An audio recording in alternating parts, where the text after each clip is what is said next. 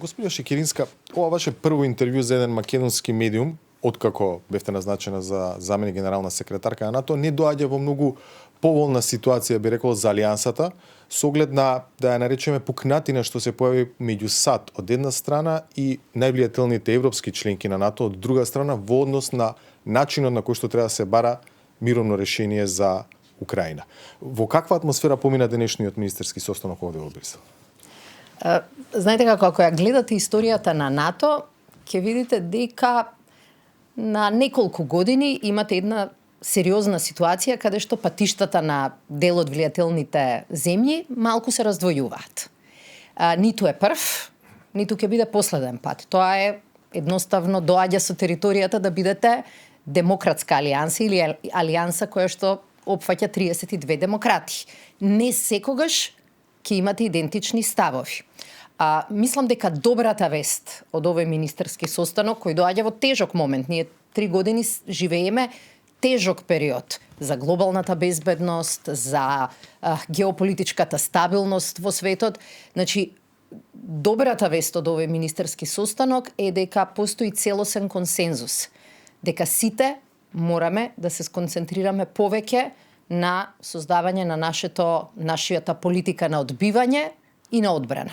Дека земјите членки се согласни дека многу повеќе треба да се сконцентрираме на производство и на буџетски издвојувања за одбраната и дека со поддршката на Украина всушност ја подобруваме и сопствената безбедност. Се разбира дека имаше и има одредени разлики во нијансите. Пораката која што дојде од Соединетите Американски држави е дека очекуваат Европа да понесе поголем дел од товарот за европската безбедност. Не заради тоа што сметаат дека САД не треба да е тука, туку затоа што сметаат дека предолго Европа на некој начин ја користела гаранцијата која што ја обезбедувал и финансирала САД. Така што главнијата дискусија беше сконцентрирана особено во првиот дел на тоа дали Алијансата троши доволно и на вистински начин за да си ја обезбеди безбедноста. Податоците беа добри заради тоа што европските членки, сега не зборам за Европска унија, сите членки од Европа и Канада од 2014 во последните неколку години имаат потрошено 700 милиарди евра повеќе. Само во последната година нивните вкупни буџети изнесуваат 485 милиарди и тоа е зголемување од 20% од минатата година. Да сумирам со една реченица, она што констатиравме е дека и Европа стана сериозна во поглед на планирањето на сопствената одбрана и издвојувањата финансиски за неа. Да го правевме ова интервју пред неколку година, ќе ве прашав колкави се шансите за мир во Украина. Затоа сега ве прашувам под кои услови, минимални услови НАТО како организација за колективна безбедност, која што ги почитува територијалниот суверенитет и интегритет на земјите, е подготвена или не е подготвена да оди? Кои се тие минимални услови при едно мирно решение за Украина? Да бидеме јасни, според тоа како течат дискусиите, НАТО, како велите вие, под кои услови би одел, НАТО нема во моментов ниту консензус, ниту разговори да на наш едноставен начин кажано да оди во Украина. Напротив, целта, надежите, пораките кои што доаѓаат од земјите членки е дека постои интерес на неколку европски држави да испратат поддршка и во смисла на чизми на теренот или на мировници. Тоа значи дека НАТО во принцип ја обезбедува платформата за дискусија сега во моментов и главниот фокус на Алијансата е да продолжиме да ја обезбедуваме поддршката финансиска, политичка и воена која што ја овозможува на Украина да преговара со повеќе сила. 99% од сета помош која ја добива Украина во изминатиот период доаѓаат од земји членки на НАТО. НАТО најави минатата година дека земјите членки се обврзуваат за Украина да наменат 40 милиарди евра во текот на 24 година. И постоеше страф, дали НАТО ќе биде сериозен, дали членките ќе бидат доволно сериозни и дали тоа ќе го испорачаат. Се испостави дека сме биле подобри од најавите. Наместо 40, испорачани се, обезбедена е поддршка во износ од околу 51,5 милиарди евра за Украина. И тоа е она што ја овозможува на Украина да продолжи со битката, да биде посилна кога ќе почнат преговорите. И тоа беше заложбата на НАТО, да ја дадеме шанса на Украина да стартува од позиција на сила, а не од позиција на слабост.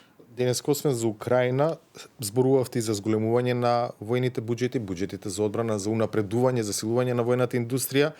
Беа подпишани, како што чинам, писмо за намери, меморандум за разбирање за меѓународна соработка. Дали ова значи дека НАТО повторно влегува во фазата на масовно вооружување, како што тоа беше случајот со студената војна?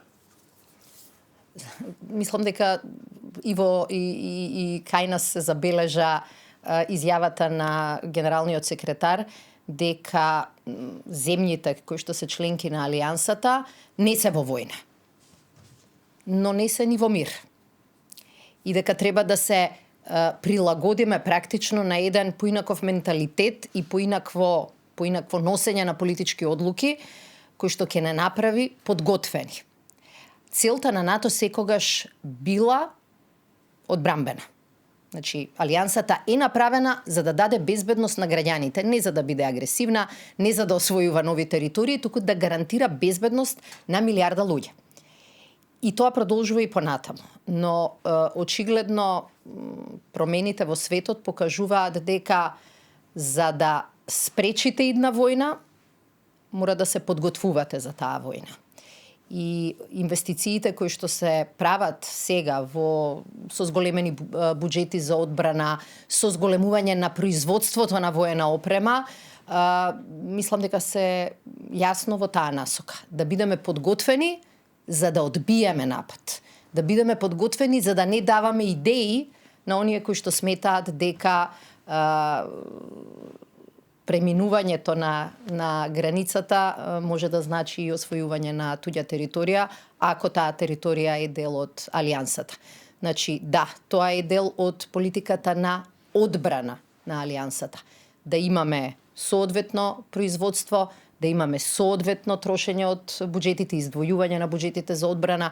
Знаете како во одвојувањето на 2% од бруто домашниот производ се договори во 2014. Ние се уште не бевме членки на Алијансата, во ситуација кога глобално светот не се чувствуваше толку загрозен.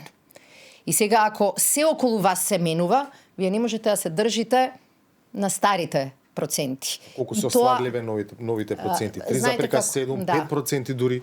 Тоа се страшни зголемувања. Тоа се дискусии кои што ќе се водат. Практично ова е почеток на таа дискусија пред самитот во Хаг.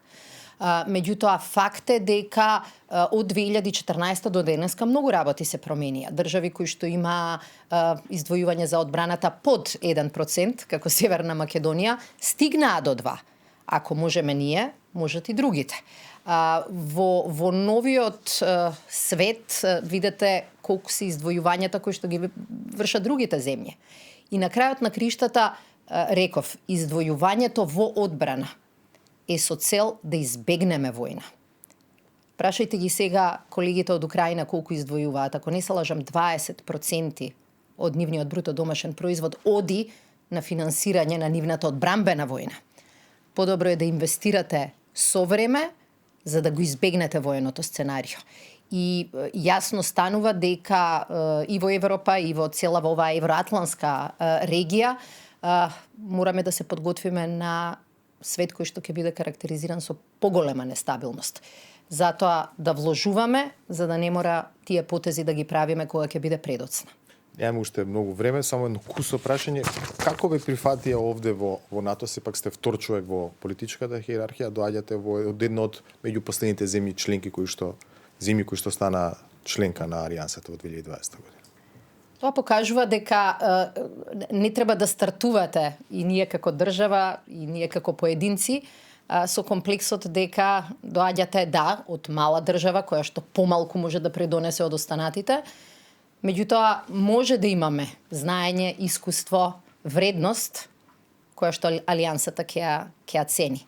Така што тој мој бекграунд ја не го гледам како хендикеп, некогаш во кандидатурите може да биде хендикеп, но го гледам како предност, заради тоа што од друга страна како држава која била во тешки ситуации и сериозни кризи поврзани со безбедност, ние точно знаеме која е цената на безбедноста.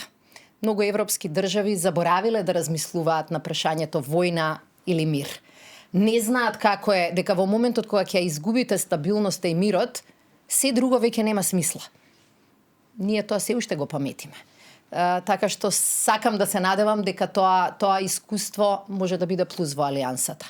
А мислам дека и од она што го слушам и од колегите, мојата позиција овде покажува дека секоја членка, секој дел од Алијансата може да даде придонес.